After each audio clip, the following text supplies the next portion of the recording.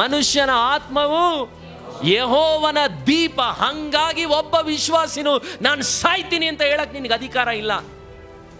ಕಷ್ಟ ಬಂದಾಗ ನಾನು ಸತ್ತೋಯ್ತೀನಿ, ನಾನು ಬದುಕಲ್ಲ, ನಾನು ಸೂಸೈಡ್ ಮಾಡ್ಕೊಂತೀನಿ, ಈ ಪದನೆಲ್ಲ ಹೊರಗಡೆವನು ಹೇಳ್ಬೋದು, ನೀನು ಹೇಳಂಗಿಲ್ಲ. ನಿನ್ನೊಳಗಿಟ್ಟಿದ್ದ ದೀಪ ಯಾರ್ದು? ದೇವ್ರದು. ಎಲ್ಲಿಂದ ಬರ್ತಾ ಇದೆ ಆ ಮಾತು ನಿನಗೆ? ಸೈತಾನಿಂದ ಬರ್ತಾ ಇದೆ ಆ ಮಾತು. ದೇವರಂಗೆ ಹೇಳಿಲ್ಲ. ಮನುಷ್ಯನ ಆತ್ಮ ಯೆಹೋವನ ದೀಪ.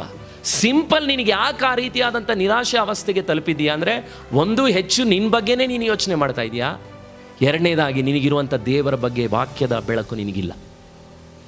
ಇದೆರಡು ಒಂದು ವೇಳೆ ನಿನಗೆ ಬಂದುಬಿಟ್ರೆ ನಿನ್ನ ಜೀವಿತವನ್ನು ಬೇರೆಯವರಿಗೆ ದೇವರ ಆಶೀರ್ವಾದವಾಗಿ ಮಾಡಿಬಿಡ್ತಾರೆ. ನಮ್ಮ ಮಕ್ಕಳೇ, ಇದು ದೇವರ ಕರುಣೆ.